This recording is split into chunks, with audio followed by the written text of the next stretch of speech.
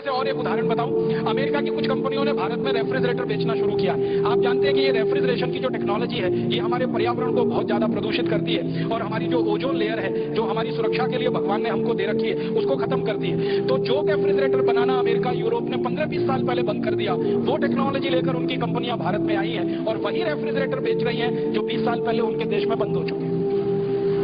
इसी तरह से और भी कई क्षेत्र में केमिकल टेक्नोलॉजी के फील्ड में बहुत सारी तकनीकी उन्होंने लाके हमारे देश को देना शुरू किया है। तो मेरा आपको कहने का एक ही अभिप्राय है, वो ये कि कोई भी विदेशी कंपनी लेटेस्ट टेक्नोलॉजी लाकर भारत को नहीं देती, जरूरत की तकनीकी लाकर वो हमको नहीं देते। जिस तकनीकी की हमें जरूरत है, आवश्यकता है, वो मना कर देते हैं और जो तकनीकी हमें बिल्कुल नहीं चाहिए जबरदस्ती हमारे सिर पर थोप देते हैं, डाल देते हैं। और हमारे भ्रष्ट नेता उन कंपनियों के पैसे के लालच में, रिश्वत के लालच में, घूस के लालच में इस तरह के समझौते किया करते रहते हैं। और एक जानकारी दूं, यूरोप और अमेरिका में जो केमिकल वेस्ट होता है, न्यूक्लियर वेस्ट होता है, जो उनके देश में वो डंप नहीं कर सकते, उसको लाकर भारत में बेचने के वो समझौते समय समय पर करते रहते हैं। अभी थोड़े दिन पहले ऐसा ही एक समझौता हुआ है। केरल में एक बहुत सुंदर स्थान है वाइपिन, वो बहुत ही खूबसूरत जगह है। वहां पर सारा केमिकल वेस्ट और न्यूक्लियर वेस्ट लाकर पश्चिमी देशों का डंप किया जाएगा, इसका समझौता होने की तैयारी चल रही है।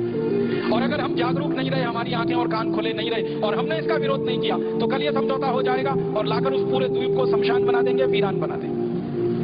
तो विदेशों से जो तकनीकी आ रही है उसके बारे में हमें आंखें खोल के, कान खोल के देखना समझना चाहिए, वो हमारे कितने काम की है, कितनी बेकार है। और एक दो छोटे उदाहरण से बताता हूं टेक्नोलॉजी कैसे आती है और हमको कितना तकलीफ दे जाती है। आपको याद है 15-20 साल पहले इस देश में एक टेक्नोलॉजी आई, प्रेशर कुकर बनाने की टेक्नोलॉजी। ये हमने विदेशों से लाई, हमारे देश में तो प्रेशर कुकर हमने कभी बनाया नहीं। कारण क्या है? हमको जरूरत नहीं।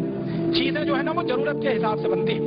वो एक कहावत आपने सुनी है, आवश्यकता आविष्कार की जननी होती है। जो जरूरतें होती हैं, आवश्यकता होती है, तो आविष्कार होता है। हमको हमारे देश में कभी जरूरत नहीं लगी, इसलिए हमने प्रेशर कुकर नहीं बनाया। लेकिन विदेशों से हमने वो टेक्नोलॉजी ले आई। अब वो टेक्नोलॉजी ले आई, अब हम प्रेशर कुकर में खाना बनाते हैं। अब प्रेशर कुकर में जो खाना बनाते हैं, आपको मालूम है वो एल्यूमिनियम का है।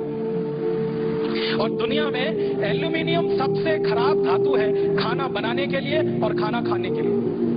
इसी तरह से और भी कई क्षेत्र में केमिकल टेक्नोलॉजी के फील्ड में बहुत सारी तकनीकी उन्होंने लाके हमारे देश को देना शुरू किया है।